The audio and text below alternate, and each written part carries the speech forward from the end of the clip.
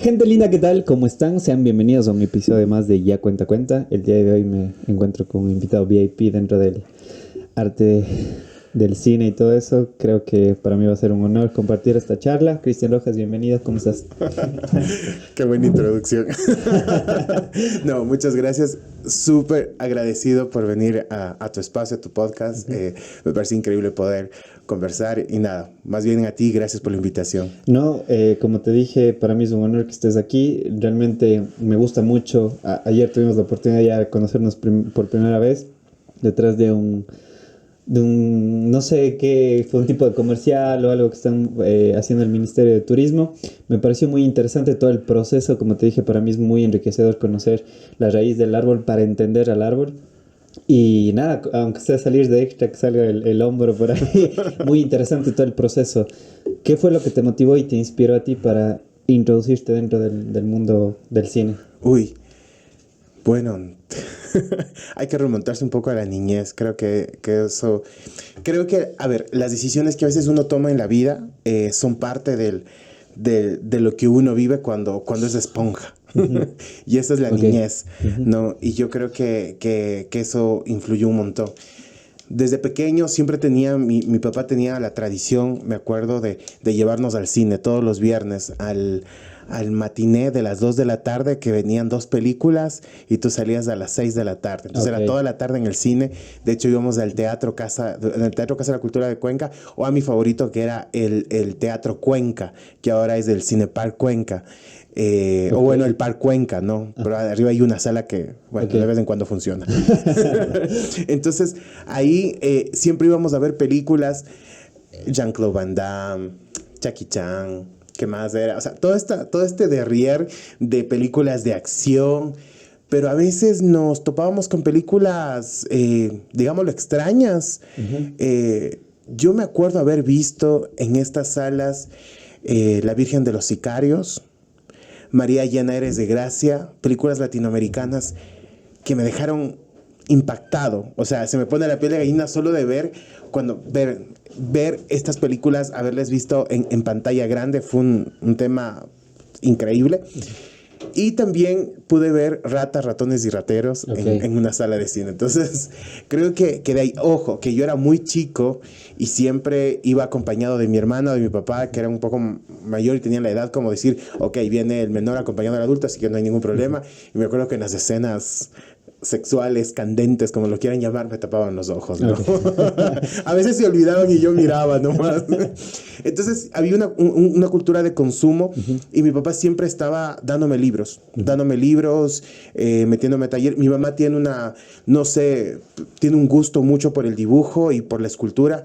Entonces siempre quería, ella no pudo ser artista plástica, entonces siempre trataba también de decir, bueno, ¿quieres un taller de pintura? ¿Quieres de esto? Vamos, y me inscribía, entonces siempre pasaba como en talleres. Yo de hecho no me acuerdo que desde pequeño no tenía tiempo tanto así como sin tiempo libre, porque pasaba de talleres, pasaba en nivelaciones también por los estudios, porque era como muy nerd. Ujú. Entonces, nada, creo que esas fueron pulsaciones hasta que un día, cuando estaba viviendo en Bolivia, tuve la oportunidad de asistir a un rodaje Ujú. y yo creo que empezaron a cambiar las cosas ahí. Ujú. Ver ¿De qué fue este rodaje? fue un rodaje gigante. Ok. Fue de una película justamente de un director muy conocido boliviano, Juan Carlos Valdivia, que grababa esta película con Key del Castillo y Bruno Bichir. Y Ah, ok. solo ver todo el despliegue y sentir todo ese momento fue como que yo sentía que mi corazón se salía de mi pecho. Ujú. O sea, literalmente parecía que tenía una taquicardia y decía, Ujú. ¿qué está pasando? Ujú. Y digo, wow, ¿Y, esto es lo que quiero y hacer. de qué manera participaste ahí? O sea, solo como No, un fui de espectador. espectador Ok. nada más. Fue de esos que van caminando, pero se van Ujú. introduciendo y ya están, ¿no? O Ujú. sea, pero había así alguien que conocía ahí adentro y que fue como que me llevó y todo esto, pero claro, el estar en el momento y creo que no tiene, cuando el asistente de dirección dice, listos para rodar, cámara lista, Acción. sonido Ok. listo, sonido rodando, cámara rodando, marca y marca la claqueta, dice en la escena y suena el clac y Ajá. escuchas la acción y parece que todo el mundo, todo el universo se detiene por un momento y de repente toda una mentira empieza a nacer dentro del Ujú. set. Y sientes que ese fue tu clic para ya enamorarte de todo lo que conlleva hacer producción, dirección y creación de ya la parte artística en sí. Absolutamente, absolutamente. Creo que, chuta, no sé, creo que todo eso hizo clic para poder tener, pero creo que tenía esas pulsaciones, ¿no? Ujú. Y claro, mi carrera estaba destinada a otro, ¿no? A la ingeniería en sistemas. Y de hecho, yo estaba estudiando informática y todo esto, estaba en el extranjero estudiando, pero realmente algo me decía que no, que lo que yo quería es crear. Entonces yo pensaba que necesitaba las computadoras para poder crear lo que quería hacer, pero era diferente, no eran las computadoras, era realmente que quería diseñar cosas. Entonces de repente era un tema creativo y que poco a poco lo vas descubriendo y dije, no, quiero hacer cine, quiero hacer cine. Y es interesante el proceso de tu, digamos, de enamoramiento con esta parte del cine, porque, como digo, quizá el hecho de consumir mucho cine también inconsciente o conscientemente te llevó a un cuestionamiento de cómo se hace detrás de todo esto y esta experiencia en Bolivia capaz se convergió en todo lo que tú estabas sintiendo y experimentando y dijeron, dentro de tu parte consciente, quiero hacer esto, ¿no? Y llevar a cabo ya la decisión de formalizar un gusto o una pasión en algo más ya material para ti. Lo que pasa es que, verás, yo era muy, no sé si está bien dicha la palabra, pero eh, era poco sociable, realmente, poco Ok. sociable, muy poco sociable.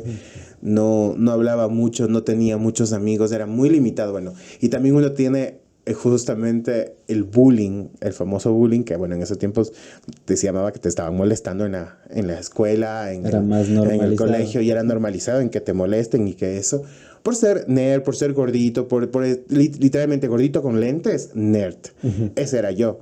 Abanderado, cuadro de honor, ese era yo. Entonces, había muchas cosas como entonces me retraía mucho y encontraba en el arte una expresión como de grito, de hablar Ok. cosas que no se pueden hablar, no se pueden decir y empezaba a escribir también, escribía mucho, de hecho me acuerdo que siempre pedía que me compren unos cuadernitos en blanco y eran como los cartilla, pero terminaban con escritos míos, con cuentos, con hombres que iban a la galaxia y se topaban con otros universos, me acuerdo esto que era como una constante siempre Ujú. de viajes. Y claro, de más grande te das cuenta que era como una necesidad de salir, de gritar muchas cosas que te estaban sucediendo, que te pasaba. Entonces encontré que la viabilidad para poder llevar todo esto era el arte y bueno, el cine. El Ujú. cine empezó, pero yo veía escondidas, esto es como un poco gracioso, mis papás compraron una televisión, me acuerdo, a blanco y negro,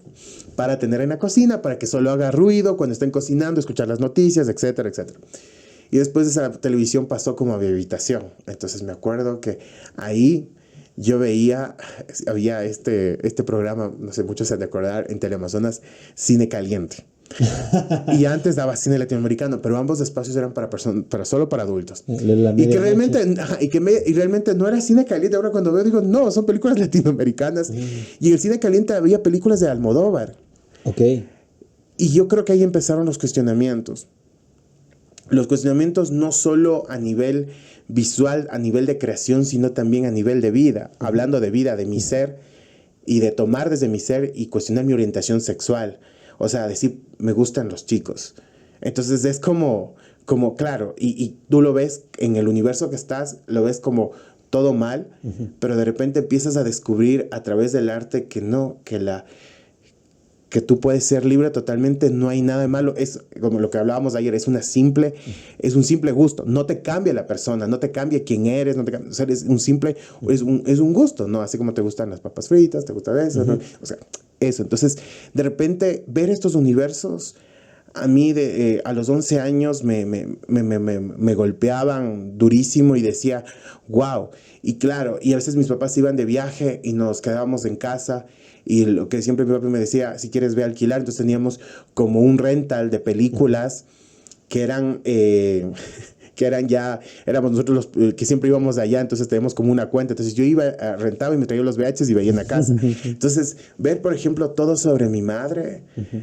nunca me voy a olvidar, fue como, creo que la habré visto, no sé, unas 100 veces. Y cada vez lloraba, cada vez me sentía así como, wow, ¿qué es esto? ¿No? Y primero empecé viendo en la tele de blanco y negro, después cuando la vi a color, y ver cómo los colores chocaban, todo este universo quiche, era maravilloso, ¿no? Entonces, claro, el arte empezó a ser, y el cine empezó para mí a ser muy liberador en muchos sentidos. Entonces, yo creo que ahí empezó a calarse hasta que hubo este momento, esta cruzada en ver, que fue como el universo, digo que es la vida y el universo que te va poniendo. Y de hecho, lo más gracioso es que mi primer trabajo pagado en la vida fue en una película. Y eso, pero es interesantísimo porque Wittgenstein tiene una frase que dice, los límites del lenguaje son los límites de mi mundo. Y hay otra que converge perfectamente, que es, el arte es todo aquello que se le escapa al lenguaje. O sea, cuando tú no puedes decir de una manera verbal aquello que estás sintiendo en ese momento, es como que el arte juega un rol fundamental en la vida del ser humano para expresar emociones que se quedan atoradas hasta que llegue el arte precisamente, ¿no? Claro. Justamente lo que hablábamos ayer, cuando una emoción es transmitida de una manera tan natural y tú no ejerces control sobre eso, como que llega a ser una experiencia catártica, liberadora obviamente, pero al final también como una pieza de una resolución sobre algo que te puede estar pasando en ese momento. Porque yo siempre le doy un valor muy amplio a la escritura, porque, o sea, yo siento que los pensamientos van a 1000 por hora todo el tiempo y como que la escritura viene a alentizar este proceso y a que lo veas de una perspectiva un poco más amplia y tengas un panorama diferente de lo que estás sintiendo. Y es como que dices, ah, puta, yo pensé que estaba enojado, pero después de lo que leo, no, estoy triste o decepcionado. Es como que ya empiezas también a etiquetar y identificar ciertas emociones que hasta cierto punto están como que haciéndote un nudo dentro de ti. Y creo que eso también... claro, es que me pongo a pensar, y claro, de la conversación de ayer y de todo lo que es el arte, y el arte en el mundo, cómo llega a ser como una forma liberadora de expresión, de catarsis para poblaciones, para momentos de la humanidad, las ondas que hablábamos, por ejemplo, hablando, ¿no? Y yo siempre mi cine, digamos, como director, como guionista, porque de hecho soy más productor que director, recién estoy como empezando en esos caminos, en esas aguas, pero como productor ya tengo algunas películas encima. Siempre me ha interesado hablar desde la honestidad. Siento que el arte debe ser muy honesto, debe hablar. Está bien hablar cosas que no conocemos porque está perfecto, pero para mí siento que el cine que quiero hacer es cine que habla desde ese ser, desde las cosas que me van sucediendo. Y justo hubo cuestionamientos acerca sobre... Siempre me he cuestionado, o sea, cuando me acuerdo que la famosa, llamémosle salida del closet, es y dices y aceptas y todo, etcétera. Pero también era preguntarnos cómo empezó, cómo empezó esta liberación y empezar, por ejemplo, lo que hablamos desde los 80s, desde la ola madrileña y todas las cosas que sucede, que empieza desde el teatro, el tema queer, que no se conocía como tal, pero había toda esta onda. Entonces, claro, empiezas a ver toda esta maravilla donde el arte empieza a expresarse, empieza a mostrar, empieza a poner temas sobre la mesa. Incluso las primeras películas ponen temas sobre la mesa, ¿no? Sobre la mesa. Incluso creo que de las primeras películas, La salida de la fábrica, para mí representa como ese cotidiano de la vida obrera antes de toda toda la industrialización y todo lo que llega a pasar después. Entonces, el arte tiene que ser catártico, el arte tiene que tener y siempre está alimentándose de los momentos que están sucediendo en el mundo. Entonces, sucedió así de esa misma manera, y yo creo que llegué a desembocar en ese momento. Y después justo de este viaje que estaba viviendo allá y decir, papá, mamá, no quiero estudiar yo una ingeniería en sistemas, yo quiero estudiar cine, regresarte al país.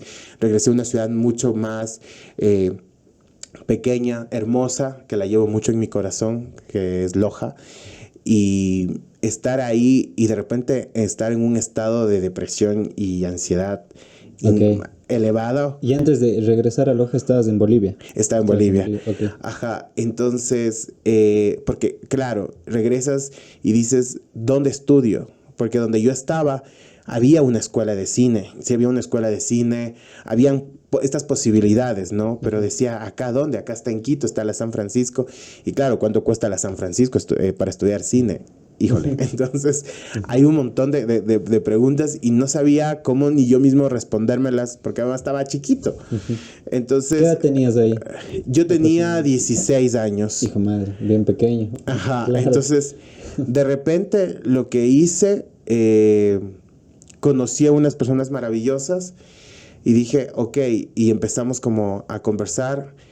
No, ya estaba en 17, porque estaba en 17 años, estaban ya 17 años. ¿Para qué me voy a querer parecer más joven? Y ya habías acabado Sí. el colegio todo. Sí, no, ya está. No, de hecho, la ventaja es que allá son 4 años del colegio. Entonces, claro, hay otro sistema de educación y hay una educación Montessori, ¿no? Entonces, ¿Qué es eso? Nunca escuché. que es una educación que está valorada más por el tema de la práctica que de la teoría. Entonces, ciertas materias esencialmente sí son teóricas, pero el resto son muy prácticas. Entonces, claro, tienes una practicidad y una libertad, pero digamos, yo no estudiaba desde las 8 de la mañana, digamos, o de las 7, yo estudiaba, pero no estudiaba hasta el mediodía, sino yo estudiaba hasta las 5 de la tarde, 6 de la tarde, pasaba en el colegio. Entonces, era una cosa maravillosa porque realmente había otro sistema de estudio y creo que siempre he tenido como mucho más libertad. El tema es que después de acá me tocó validar y no se pudo y tuve que estudiar en un colegio a distancia y fue... Claro, porque yo no iba a regresar a una aula porque no me gusta. Yo no la pasé bien en la escuela, no la pasé bien en el colegio, entonces dije, ok, yo prefiero, y realmente me funcionó, y yo por eso pienso que la educación tiene que también mucho acoplarse a las personalidades, ¿no? Porque a veces yo no puedo tener una educación, digamos, mi época de colegio no fue agradable cuando de repente decidí estudiar a distancia. Y claro, yo tenía que aprenderme los textos, yo mismo iba a dar los exámenes y eso. Entonces, esa libertad a mí me encantaba. Entonces, ya estaba así como pony saltando en las praderas. Entonces, con todas estas cosas. Y claro, cuando llego acá y conozco a estas personas y bueno, también de la onda de cine, de querer hacer cosas. Y yo digo, bueno, creo que es justo y necesario. Entonces, voy a empezar a ver cine. Entonces, empecé a buscar películas, una por cada país. Y representativa y me las iba a ver y lo hice, me las vi Okay. por todo el mundo y bueno, por ahí algunos países no, pero casi de todos y me di una segunda vuelta. Entonces, claro, y de repente ahí empecé a armar una colección, que tengo una colección casi ya, han de ser unas 1600 películas más o menos. Entonces, pero te la veías una por país. Por país, ajá. Y siempre... ¿Tienes algún top 3 de películas? A eso podemos ir después, porque yo pienso que las películas, las películas son como los libros, ¿no? En el momento en el que tú estés, en el estado en el que tú estés atravesando ahora, vas a tener tu top 3. No pienso que es una cuestión, porque cambia.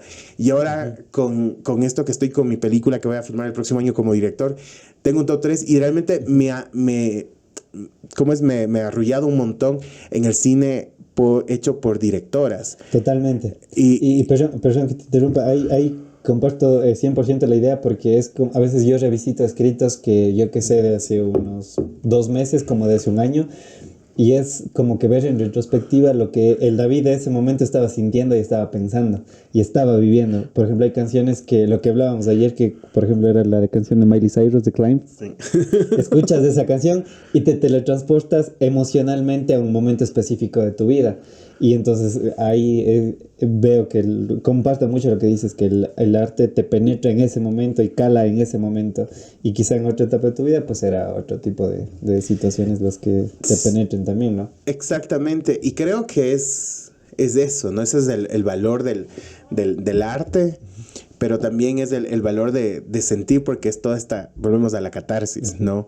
Y entonces, bueno, tengo ese top 3 que después podemos hablar, que justamente es un hallazgo maravilloso, porque me refiero a hallazgo maravilloso propio mío, porque empiezo a descubrir universos viendo estas películas de todo el mundo, universos que me interesaban, porque claro, lo que inicialmente tú pasas viendo es lo que te da la industria norteamericana, que no está mal, pero realmente había una necesidad mucho más profunda. Quería ver como más cosas como Almodóvar, más directores, y de repente empiezas a descubrir grandes directores, Michelangelo Antonioni, Wong Kar-wai, Alfred Hitchcock, Giuseppe Tornatore, entre otros, que de repente esto va creciendo, y de repente paso también al cine hecho por mujeres, y creo que ahí un fraccionamiento conmigo porque dije, wow, porque claro, hay diferentes, creo que es la voz.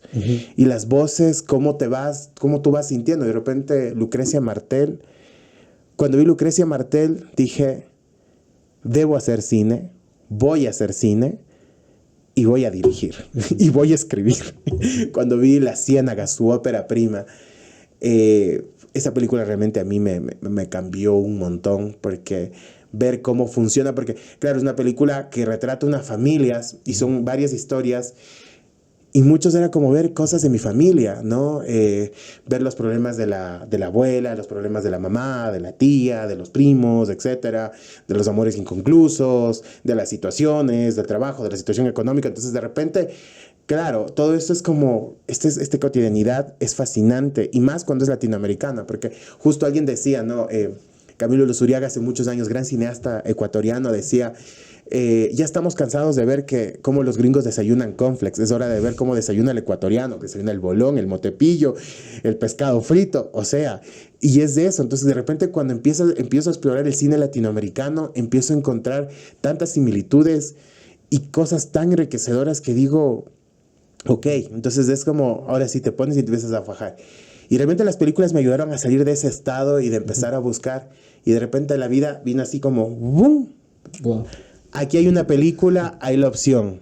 Entré a trabajar.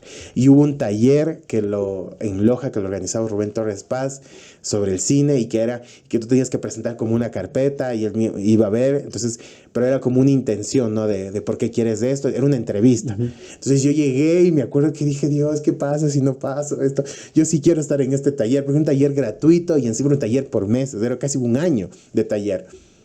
Entonces me senté y le dije todo lo que sentía y todo lo que había visto hasta ese entonces.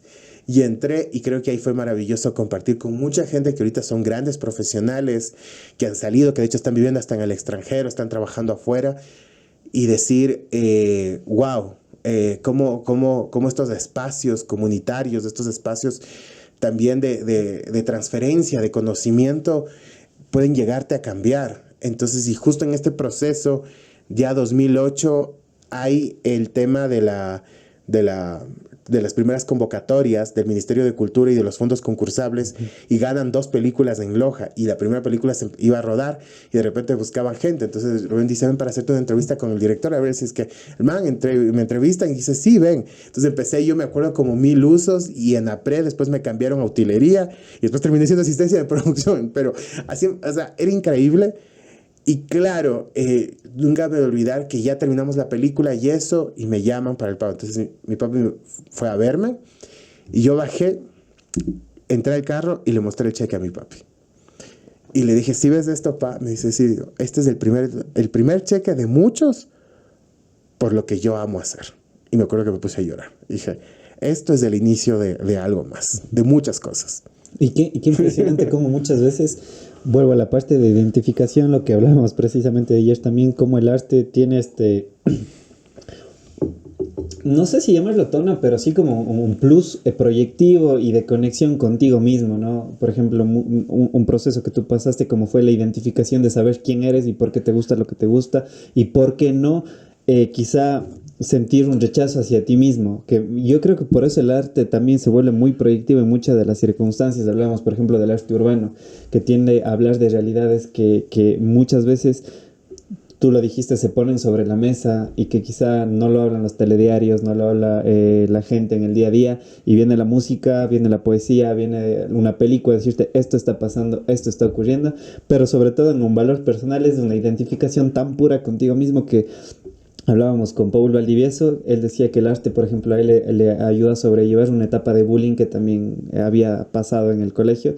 Entonces es maravilloso cómo logras encontrar quizá una manera de escudo protector de una manera tan sublime, no quizá cayendo en una agresión o ser también convertirte en lo que juzgas, sino más bien todo lo contrario, ¿no? Transformarte y a la final encontrar un camino, un sueño que hasta el día de hoy lo estás viviendo, que supongo sientes que es un privilegio porque no mucha gente puede acceder a una educación formal hoy en día por lo que hablamos de la política, de todo eso.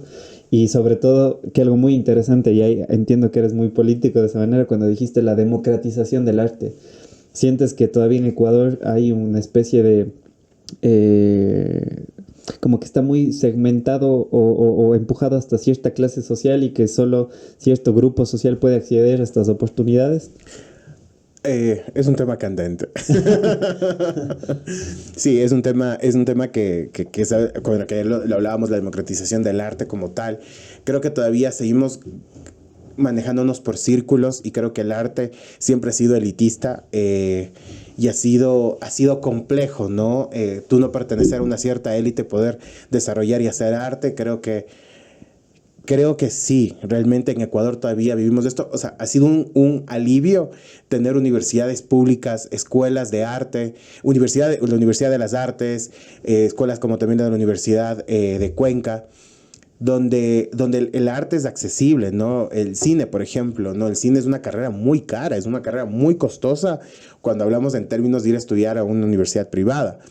Y creo que eso ayuda a diversificar la mirada y a diversificar sobre todo las voces en el sentido de los temas que se van a poner, porque hay una cierta preocupación y si nosotros analizamos el arte en Ecuador o analizando exactamente el cine, hay generaciones donde hay ciertas preocupaciones dependiendo también de dónde provienen o de dónde ven, ¿no? Y a veces también nos topamos con películas no tan honestas porque intentan retratar algo que no realmente hay un desconocimiento o lo retratan de una manera tan por encima, ¿no? Me acuerdo que me pasó con un documental que lo vi y básicamente yo me puse muy molesto porque era como los comuneros eran tomados de una manera no sé, o sea, no puedo decirlo realmente como me gustaría decirlo, realmente, pero realmente no, eran como un experimento, entonces no era una situación así, ¿no?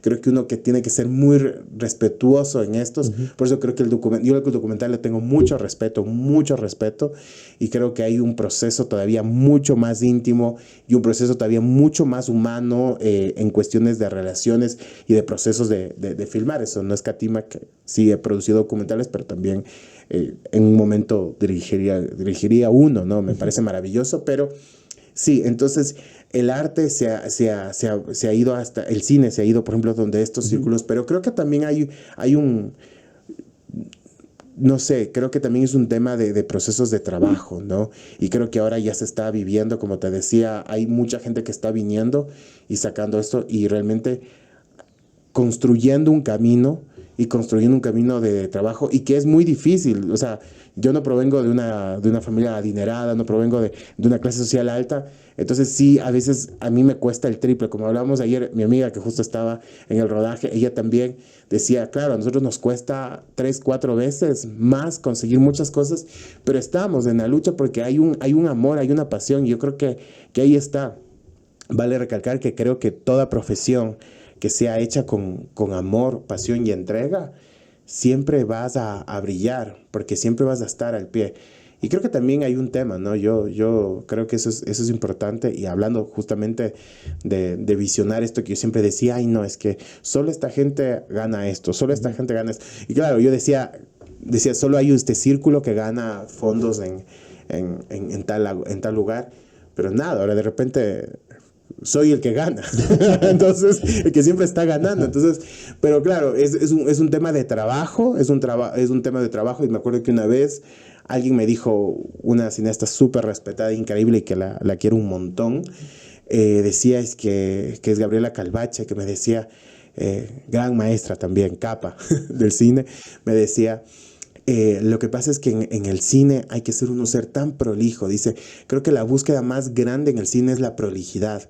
Y me dice, Cristian, si tú consigues la prolijidad, realmente las cosas van dándose. Entonces me acuerdo que de repente empecé así el siguiente mes a tener una mente cada día y a veces todavía le repito, digo, tienes que ser prolijo, tienes que ser prolijo, tienes que ser prolijo, pero unas 3, 4 veces estoy repitiéndolo eso y es como, ok, a empezar a trabajar.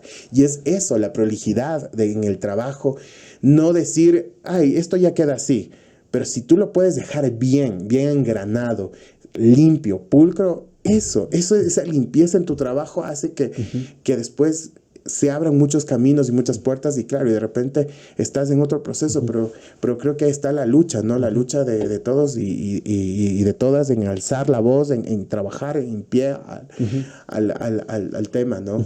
Y lo que dices me resuena mucho a una filosofía japonesa que es el método Kaizen, que es mejorar el proceso y mejorar la mejora. O sea, todo lo que se puede mejorar se va a mejorar siempre. Y es, como tú dices, tener esa prolijidad, esa dedicación para que el resultado final no sea simplemente como ponía Residente con esta analogía de los carritos de hot dogs, que sí, a mucha gente le gusta los hot dogs, es comida rápida, algo que te pegas de paso para matar el hambre, pero cuando tienes algún evento quizá un poco más sofisticado, pues recurres a un restaurante más estructurado, ¿no? Y creo que la música en este caso y también el arte, el cine, tiene eso, ¿no? Hablando un poco de que se ha convertido hoy en día, lo que hablamos ayer también, creo que ayer teníamos que poner el micrófono para grabar la conversación. No, hubiera sido una conversación muy larga. Total, que hoy en día es como que se meten los productores de música a hacer como que música para TikTok, o sea, como que buscar esos 30 segundos claves para que se viralice en TikTok. Y ya no hay estas ganas de hacer arte por el hecho de hacer arte, o sea, por crear algo no solo como un commodity o algo que se venda, sino algo que hable dentro de algo, como tú dijiste, que estoy sintiendo ese momento, que estoy experimentando, que estoy pasando, y ya, darlo, siguiente página, a la siguiente emoción, lo que estoy viviendo. Entonces, no sé qué opinas tú también de esto, y sobre todo, ayer se me vino la idea de James Franco, que él dice que muchas veces se dedica a hacer películas así buenas, como que taquilleras o que saben que van a vender, pero para de ese dinero sacar y hacer más películas, quizá no tan marqueteras, pero que como que se alineen un poco más a sus ideas y filosofías de vida. O sea, es como que hacer arte para hacer más arte. Totalmente. Creo que está bien, o sea, creo que, a ver, pensándolo en esto, ¿no? Lo que hablábamos, la reproductividad, dentro de la época de la reproductividad y lo que pasaba, ¿no? De que a veces cuando reproduces tanto y el reciclable de la música, ¿no? Los hits que pegaron, los hits que te eso, ahora te ponen en la nueva música con ciertos tonos y que pegaron y vuelven a ser hits, pero es justamente porque hay una búsqueda de venta, más no una búsqueda de hablar o de sentir. Justo hoy leía Volcánicas, revista Volcánicas, donde hablaba sobre monotonía de Shakira. Entonces, y todo el proceso, y que es una canción. Ayer salió el video. Creo que salió el video. ¿Y la escuchaste? ¿Ya no la escuchaste? Sí, yo la he escuchado como unas 3 veces, la verdad, y me parece hermoso. Y es una canción cargada de dolor, pero de cosas, y es como que realmente ella está hablando, ¿no? Entonces, justo mi hermana, hablábamos hoy en la mañanita, súper temprano hablaba con mi hermana y me decía, claro, dice, este man se fue, Yarel Piqué se fue, y ella de repente lo que decidió es levantarse, es hacer una canción y que sea un hit mundial. Entonces son como la forma que se está liberando y es su catarsis. Y justo Volcánicas escribía, dice, Shak, te apoyamos y entendemos tu monotonía. Y dice, y sabemos que ahora tenemos que nosotros, ya dice, ya nos curaste muchas veces el corazón roto y ahora nosotros te vamos a curar el corazón roto. Qué lindo. Y es lindo, o sea. Total. me acuerdo, no sé si has escuchado tal vez una banda cuencana que se llama Le Teléfono. Sí, de Leo Espinosa. Leo Espinosa, que para mí fue uno de los podcasts más emocionales que yo tuve, porque quizá Leo verbalizó aquello que muchas veces, o sea, lo gesticula mejor que yo, o sea, también, bueno, él está entrenado para eso, entonces creo que tiende más a ser un poco más prolijo en expresar sus emociones. Yo a veces, me enredo yo mismo.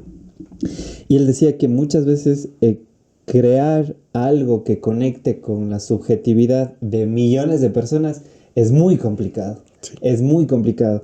Y me quedé pensando que precisamente por eso la música, la poesía, el cine llega a ser muy exitoso cuando el intérprete guía tu subjetividad. El rato que no conecta con tu subjetividad, esa película para esa persona en específico puede ser mala, no me gustó, o sea, pero estás de acuerdo que es muy complicado llegar a conectar con masas a nivel mundial. Yo creo que por eso el reggaetón es tan exitoso, porque todos quieren hablar de sexo. Hoy en día, no sé. Es que vivimos con muchos tabús. Somos una sociedad que tenemos muchos tabús y tenemos miedo a decir pene, vagina, sexo, o incluso hablar sobre nuestra sexualidad, nuestro deseo sexual abiertamente, y siempre lo tenemos que ocultar. por ejemplo, la sexualidad femenina. No se habla del deseo femenino. Y es como, ¿por qué? O sea, porque la mujer no puede tener un deseo femenino. No, ¿a dónde estamos, carajo? Entonces, Y por eso el claro. reggaetón tiene el éxito que tiene. Exacto. Pero, por ejemplo, el reggaetón hecho por mujeres, Karol G, Becky G, ¿cómo es? Se me están yendo a Anita. Son gente, son artistas que están hablando desde un deseo también de ellas. Bueno, puede ser que atrás, ahorita pueden decir muchos escuchas o que están viendo, decir, ok, pero atrás hay un montón de hombres, no sé, letras, no sé, pero indiferentemente igual ella está llevando una voz.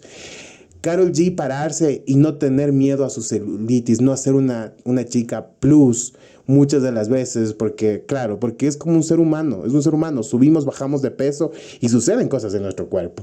Es lo que mismo que me decía una actriz, dice, que te contaba, ¿no? Muy conocida ecuatoriana, decía, a las mujeres no nos permiten envejecer en pantalla.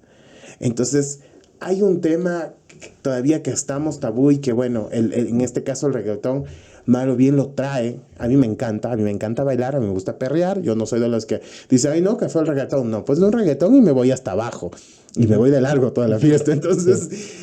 Pero sí es necesario hablar y creo que siempre es bueno, por eso el arte genera todos estos espacios, estas formas que indiscutiblemente nos hace poner. Y es difícil de conectar.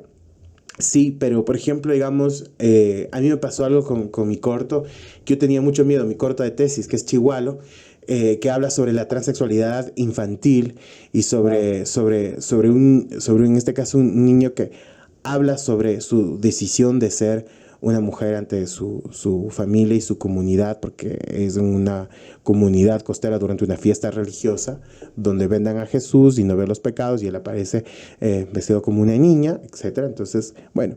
Este corto que tuviste fue el que estaba dentro de la lista para candidatos para los... Sí, fue un corto que realmente fue una sorpresa porque es un corto de tesis universitario que lo hicimos con todo el amor, con todo el cariño. Fue muy duro porque hubieron muchas puertas cerradas al momento que hablábamos de la temática. Entonces realmente creo que fue el amor de toda la gente que puso un granito de arena y trabajó. Y de repente el corto se detuvo, tuvo un proceso bastante largo de post, y después, bueno, ha recorrido 38 festivales internacionales, tiene 5 premios, 3 menciones jurados del especial, para nosotros que fue una cosa increíble, ganar el premio del AFI y de repente entrar a la lista calificadora de los premios Oscar, entonces precalificador. Entonces fue hermoso porque tuvimos nuestra exhibición en Los Ángeles, porque tú para poder acceder al Oscar tienes que ser exhibido en Estados Unidos, y a nosotros nos dieron una sala en Los Ángeles donde estuvimos una semana en cartelera. Entonces era una cosa fantástica, y hice un corto y creo que pasaban cosas maravillosas, y de repente el corto tuvo que llegar a Ecuador y entramos a un festival. Y creo que fue un momento súper duro de enfrentarme, porque cuando se exhibió, fue online, fue justo en la pandemia, mucha gente vio y mucha gente me escribió, y eran mensajes transfóbicos, homofóbicos, eran unos mensajes muy duros, incluso diciéndome que me van a matar por estar haciendo cosas que atentan contra todo sentido de la moral y todo. Entonces fue muy duro, y me acuerdo que yo le dije a mi hermana, digo, no puedo más, o sea, estaba a punto también de cerrar las redes y decir, chuta, o sea, hasta que pase esto o que le den de baja, no sé. Estaba con todas unas sensaciones que cruzaban, pero digo, bueno, Cris, ¿sabes qué? Al final está incomodando. Y entre ese quilombo de mensajes, habían 2 mensajes, entre ellos una madre diciendo que gracias a esto entendió y le conectó, y que se arrepiente de haberle votado a su hijo por esa decisión. Entonces... Y es que al final yo siento que si el arte no te incomoda, no jugó un rol importante en tu vida. Y hablo de incomodidad no netamente de algo que te moleste, sino que te mueva algo. Y si no te mueve, quizá no es arte en su sentimiento, en su totalidad, ¿no? Entonces, absolutamente. Yo creo que eso es importante. Y me hiciste acuerdo... quizá me iba más que cuando dijiste recibí mensajes, no sé por qué me fui más por lo positivo, y de hecho fue un caso quizá lo de la señora, no sé si has visto la película de Mila Kunis, esta que estaba The Luckiest Girl Alive. Ya, me gustó mucho porque yo digo, la valentía es muy contagiosa, y quizá el hecho que alguien dé ese pasito es como que ese efecto dominó que a más gente va a decir, puta, yo también he pasado eso, yo también. Y obviamente vas a recibir hate y yo creo que si recibes hate también estás en el proceso de... Pero qué chévere que puedas conectar también con mucha gente a través de algo tan pequeño como un corto, ¿no? Claro, y era un corto y claro, y realmente ahí está el tema en que decía, ok, yo no soy del que dice las películas que dan mensaje. Creo que uno pone el tema y cada quien hace su juicio moral ante ese tema o pone su juicio. Y decía lo siguiente, con que una persona reciba esto y por lo menos haga un clic o deje una semilla para un cambio o algo positivo, ese momento la película valió todo el esfuerzo y todo eso. Entonces, para mí, Cristian Rojas, eso es vital. Y cuando yo leí ese mensaje, dije, ok, está hecho, está hecho. Entonces dije, ok, no, ya no me importó el resto de mensajes y dije, ok, es que no es necesario conectar con todos los de la sala, pueden odiarme, pueden, eso. Y está, y ahora, bueno, el corto recién este año lo adquirió Retina Latina, bueno, está, tiene el Ministerio de Educación de Chile para trabajar sobre la identidad y la diversidad en las escuelas rurales. Es un corto educativo, básicamente, que lo ocupan ellos. Se pasó en la televisión en Argentina y ahora está en Retina Latina, que es una plataforma gratuita de los países de la región para ver cine de cada país. Entonces, y ahí está Chihuahua.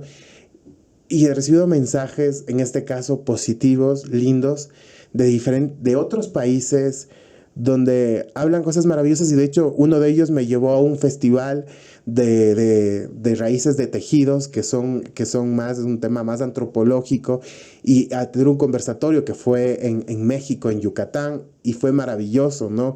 Y entender también desde el lado social, desde este lado de la fiesta, bueno, y un montón de cosas que fue maravilloso. Entonces, claro, los cortos, por ejemplo, para mí siempre son como la apertura que te va abriendo el camino, es como que te va abriendo el camino y tú empiezas a ir asfaltando, asfaltando. Entonces es un proceso y ahí viene y ahí de repente hasta que llegas a la autopista gigante y ese es tu primer largo, donde te vas a enfrentar ahora sí al tráfico, a todo, a los camiones, a los buceros, todo, pero claro, es ese proceso. Salud por eso, la verdad, sí, salud.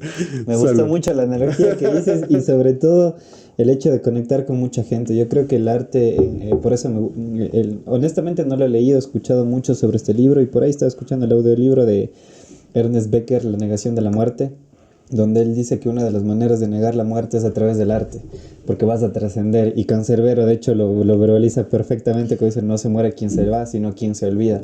Entonces, yo creo que el arte, por eso, para mí tiene un valor, incluso terapéutico en mi vida. También creo que compartes mucho conmigo en esa idea. Y a mucha gente, quizá tú el día de hoy no sepas a ciencia cierta quién es, pero ayudaste a mucha gente. Yo por eso digo que el hater es un fan de closet. Porque el hater tiene que tirarte mierda. Un man que admire tu trabajo quizá no sienta la necesidad de decírtelo, pero te ama en secreto. Pero el hater no, el hater tiene que salir y decir, eres un hijo de tal y cual, o lo que sea. Porque siento que toda esa energía no se puede acumular ahí o no se puede quedar ahí. En cambio el amor, como es más noble, es como que más para adentro. Y gracias, pero no hay la necesidad de expresarlo muchas veces. Perdón, solo acabo con esta idea. Hoy día precisamente leí una frase de Jane Austen que decía, si yo te amara menos, tendría la necesidad de hablarlo más. Y es como que qué bacán el hecho de que en serio cuando intentas que hables, no, sí te amo, y es que yo te amo, pero no me demuestras lo contrario. Entonces yo creo que el amor se demuestra más en actos y en cosas que haces Exacto. que en toda la palabrería. Sí, es que el amor es principalmente es un tema de acciones y no de verbos, o sea, son verbos y no sustantivos, como dicen por ahí. Entonces es así sencillamente. El filósofo Ricardo Arjona.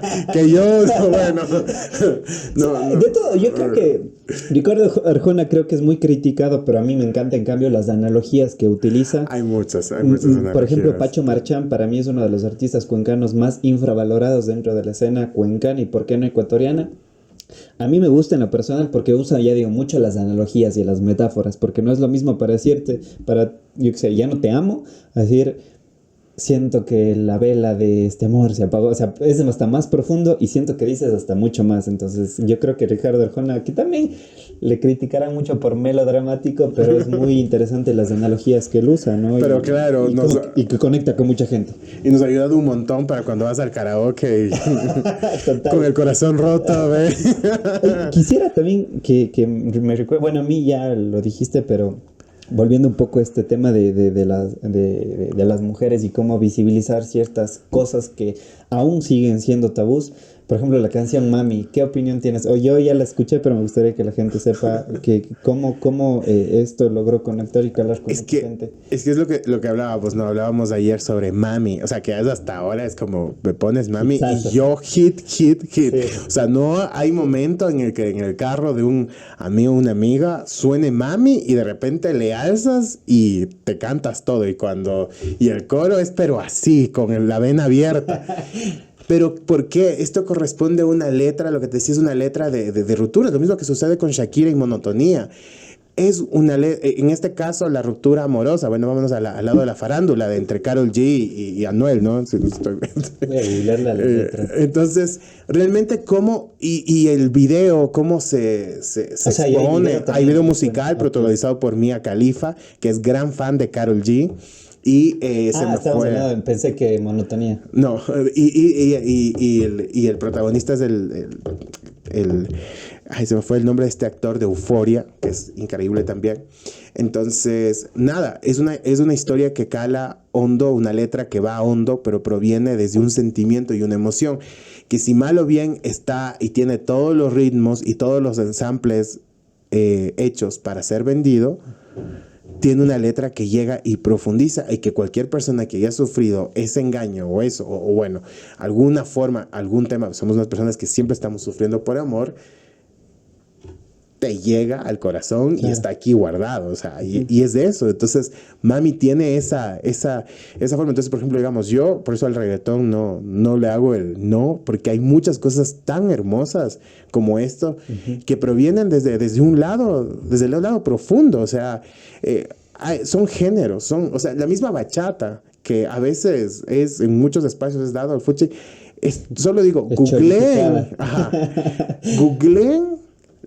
googleen la historia de la bachata y es una cosa maravillosa. Tuve la oportunidad Wow. de conocer y ver que la bachata proviene desde el dolor, desde esa inconsistencia de los amores perdidos en el Caribe y cómo va creciendo y que la bachata realmente es un género que empieza desde el lado femenino, después va al lado masculino y se lo toma, etcétera, y eso, pero la bachata tiene una cosa muy profunda y creo que, por ejemplo, ahora la nueva canción de Shakira, y vamos hablando nuevamente, tiene este ritmo bachatero porque hay un tema ahí sobre la historia y sobre una justificación muy bien dada sobre el dolor, y si tú escuchas los acordes, Romeo Santos, por ejemplo, escuchamos Romeo Santos Aventura muy en lo profundo y por qué de repente fue también un fenómeno, fue por estos procesos, porque había algo profundo que se estaba enhebrando, algo que también viene desde el corazón y ahí volvemos al melodrama que vivimos, porque somos personas que estamos siempre en el melodrama, estamos sufriendo, alguien decía, tengo un amigo europeo que decía, ustedes los latinoamericanos siempre están sufriendo por amor. Y es interesante cómo es que creo que el amor es una energía muy fuerte y el desamor más fuerte aún. Porque yo creo que cuando una persona está enamorada se nota, pero cuando está en esta etapa de luto del amor se nota aún más. Y yo creo que por eso las canciones de despecho tienen mucha conexión con mucha gente. Por eso lo que tú dices, o sea, yo estoy perfectamente de acuerdo con esto del género del reggaetón. Yo también lo consumo, me gusta mucho. El hablar y el verbalizar ciertas cosas, ya digo, como la canción de Residente de Sexo, que dice, nadie lo dice, pero todos quieren sexo a la final. Sí. O sea, todos, es algo que está en la mente del ser humano, hasta Exacto. por biología de reproducción y perpetuar la especie y todo eso. Ahora, también hay que ser un poco honestos y no porque algo se venda bastante quiere decir que es lo mejor. Obviamente, o sea, por ejemplo, porque Álvaro Bermeo, el vocalista de Guardarraya, decía que si vamos a hablar de complejidad musical, acorde, música, hay géneros mucho más complejos y completos que el reggaetón, pero eso no desmerece tampoco el reggaetón. O sea, el reggaetón también es algo que se debe escuchar, que se debe analizar Por y que se supuesto. debe incluso estudiar la historia, ¿no? Y yo creo que el reggaetón, al menos Bad Bunny, está haciendo algo muy grande por Latinoamérica en plano artístico. Es como que ponerle en el mapa y ahora Bad Bunny suena hasta puta, en Rusia, en países donde quizá antes no llegaba la música latina, ¿no? Sí, hay muchos exponentes, cantautores latinos que realmente lo han logrado poner. Y retomando antes lo del amor, no es que solo los latinoamericanos sufrimos por amor, Ah, claro, todos sufrimos total, por amor, total. pero claro, siempre estamos inmersos en este melodrama, ¿no? O sea, que es como más visible y es verdad, cuando tú estás con el corazón roto, hay tanta visibilidad, entonces está. Y a mí me pasó en un proyecto mío dirigiendo, que estaba con el corazón roto y de repente ese cortito salió, es un corto que guarda mucha, no sé, tiene un amargo y yo cacho, o sea, y cuando la gente me dice, oye, pero le sentí como ese nudo en la garganta que se te queda, le digo, sí, Estaba así. porque yo estaba así, entonces, claro, porque las obras son, me acuerdo que alguien me decía, un colega me decía, es que las películas son como nuestros hijos. Y todo lo que a veces nosotros hacemos o estamos en ese momento sintiendo, vamos poniendo sobre ello, ¿no? Y eso se visualiza y se va viendo. Hay una creación, yo siempre, como le decía a alguien justo ayer, con un director que estoy produciendo su nueva película, decía, es que el tema es que hay que entender y hay que escuchar a las películas, o sea, a los proyectos, en este caso en cine, al guión como tal, digamos, desde temprana, digo, hay que escuchar, porque las películas tienen vida, tienen su propia naturaleza. Y en el transcurso, mientras van creciendo, van eligiendo las personas idóneas para ese proyecto y se van formulando. Cuando fuerzas, estas cosas se rompen, porque es un estado de creación y el arte en general tiene que tener, tiene una vida, porque estás creando, Ujú. estás viendo, o sea, digamos, me acuerdo que Ricardo Darín, si no me equivoco, en una entrevista decía que los cineastas son los grandes mentirosos de todos los tiempos porque siempre están formulando mentiras a diferentes escalas. Y nosotros estamos siempre creando universos y, bueno, transformando una, Ujú. una mentira en una verdad, ¿no? Ujú. Pero es eso, ¿no? Ujú. Entonces creo que por ahí también transita. Total, total. Y por eso yo lo que decía ayer, si una pieza en específico, la poesía, leí una frase que si una poesía no te rompió el alma, realmente no has experimentado lo que es el arte en su totalidad. Y hay poemas que realmente te penetran, no precisamente porque estás pasando, o sea, yo creo que es más fácil identificarte con algo cuando estás pasando o estás transitando por una situación similar al artista, pero ha habido veces en las que ya cuando empiezas a analizar y a observar el arte, quizá una canción de Sin Bandera que en su momento escuchaste y te rompió el corazón porque a ti también Camilita del colegio te rechazó, pero ahora la escuchas con quizá una visualización diferente de lo que es, aún así dices, puta, ¿qué le habría pasado a este man para estar Total. escribiendo este tipo de canción, ¿no? Por ejemplo, y precisamente, si tú ya escuchaste la canción de Monotonía de Sí. Shakira, no, verás, justo aquí estaba leyendo, le googleé la frase, bendito internet. Dice, mi vida ahora se basa en la monotonía, mi mente reproduce días donde te tenía, y aunque te pedía no soltarme de la mano, tus dedos eran suaves como las teclas de un piano. Todavía no me acostumbro y eso que ha pasado el tiempo, pero no hay manera de que lo supere. Mi mente ya está consciente y hasta le sugiere a mi corazón que te borre, pero es que él no quiere.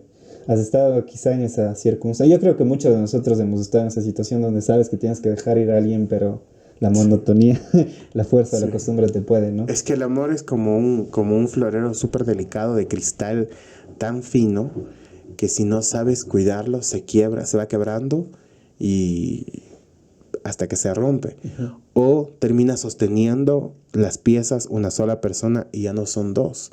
Entonces, eso sucede. Para mí el amor es eso. Siempre lo comparo como un vidrio tan fino que se puede quebrar. Y siento que el amor sí son procesos y son estados y la monotonía puede jugar mucho en la relación de una vida de una pareja.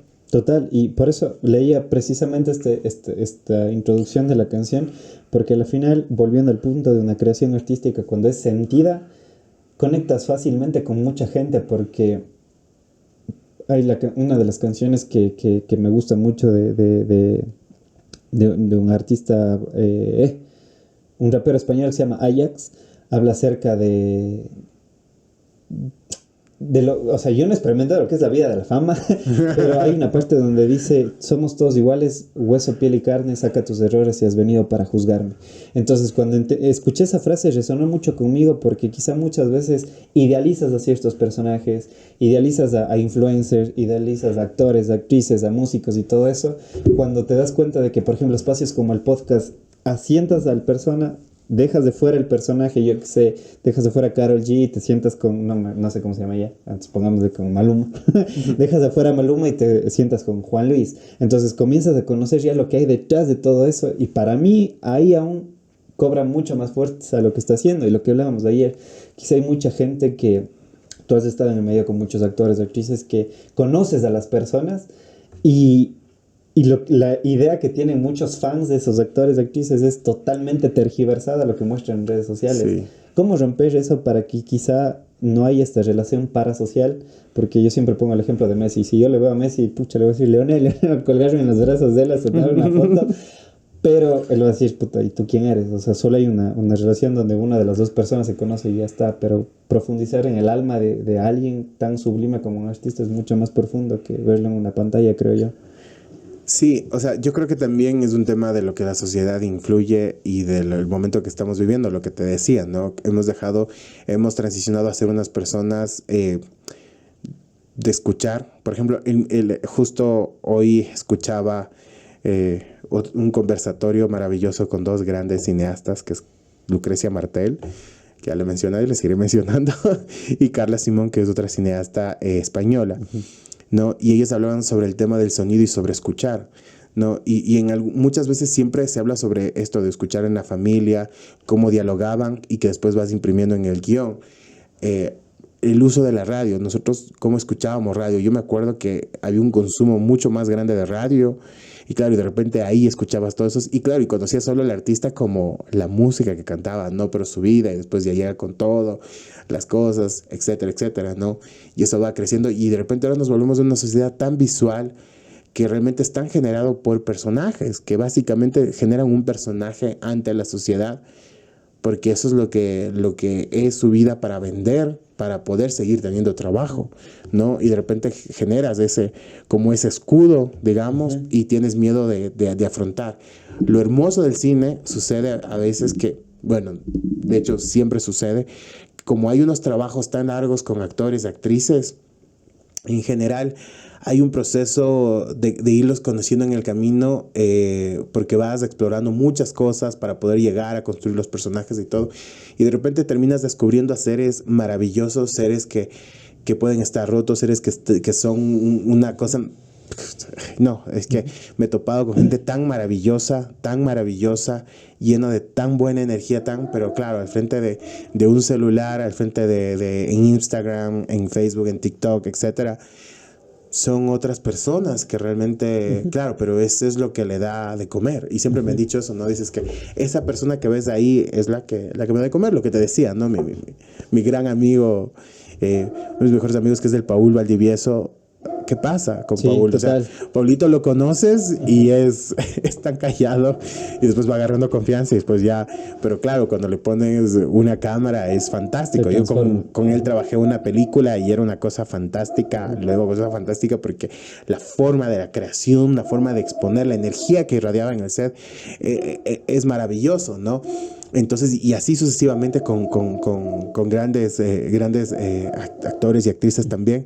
Por ejemplo, en Chihuahua trabajé con Hilda Saraguayo, que ella es de algunas telenovelas de Coavisa. Y claro, ella tenía como este personaje pintoresco, de comedia y todo. Y de repente acá teníamos otro tipo de personaje y de repente descubrir muchas fracciones y entender como ser humano es una cosa maravillosa.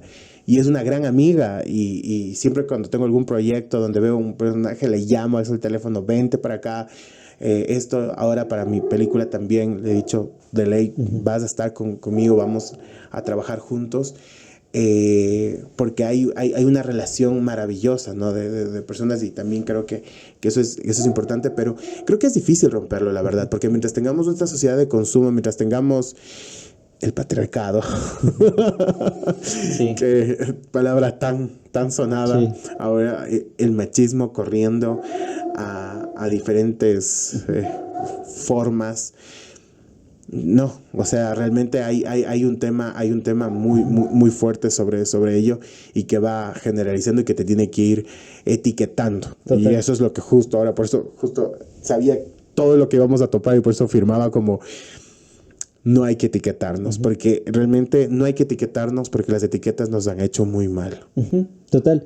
Y por ejemplo, cuando tú mencionabas esto que mucha gente obviamente tiene su personaje, por ejemplo, Paulo Liz tiene el profesor, cara de Cuchi y todo eso. Entonces es como que ese personaje, yo cuando le conocí a Paul, obviamente tuve el mismo impacto que tú, dije, fue como que es full tímido, es full introvertido, todo, pero como le dije, a mí me interesa mucho el podcast no solo por generar una conversación o contenido, sino para generar un vínculo con el invitado y generar una amistad. Obviamente esa es la intención, ¿no? Para yo profundizar en la persona y no en lo que las redes sociales te hacen ser.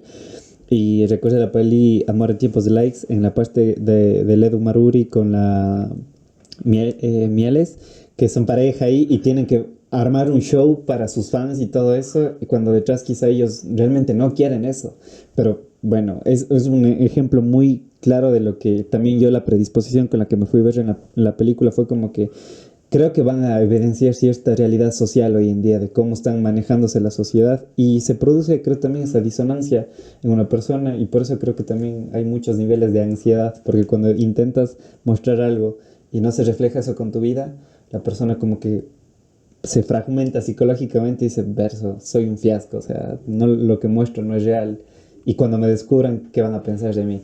Creo que eso también pasa no solo a nivel artístico, sino también en común de los mortales, por así decirlo. Sabes que me hiciste acuerdo porque uno de los temas es con el tema de la universidad como tal. ¿Cómo funciona una universidad especializada en artes, o una facultad en artes, o tu carrera artística, no como tal, estudiando? Pero si alguien dice, es que las universidades o las escuelas de arte, tú no vas a aprender, tú vas a descubrirte y afinar tu ojo y afinar tu voz. Porque descubrirte te hace entender de qué lado vienes, qué buscas, qué observas y qué quieres hablar. Entonces creo que eso es tan vital, y de ahí retomo de toda nuestra conversación sobre la creación, es claro, a entender lo que nos está molestando, lo que nos estamos sintiendo, lo que está teniendo, para poder llevarlo. Y también esa molestia, todo lo que estamos sintiendo, también influye con nuestro universo, con nuestro entorno, con la gente que nos relacionamos, con el momento de la vida en que nos relacionamos.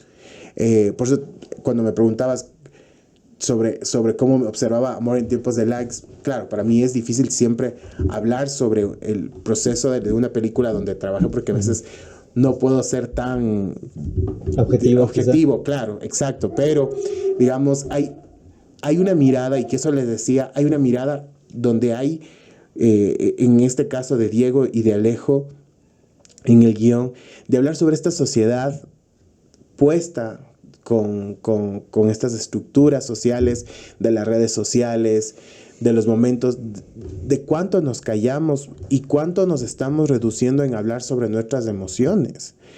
La historia de Erika Vélez con el Diego Espotorno, justamente hay esto, ¿no?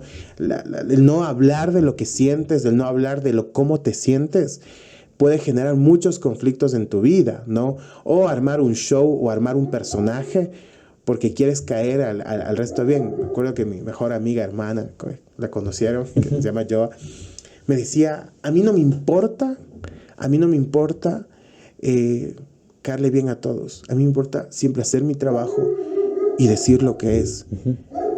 Y está bien, porque eso es tan válido, es demasiado válido, porque necesitamos tener esa claridad ante el resto, demostrarnos como somos y no estarnos ocultando. Entonces a mí la película genera también mucho desde ese lado, ¿no? Desde visualizar. Y creo que también por eso sigue teniendo el éxito que sigue teniendo, que sigue hasta ahora en cartelera.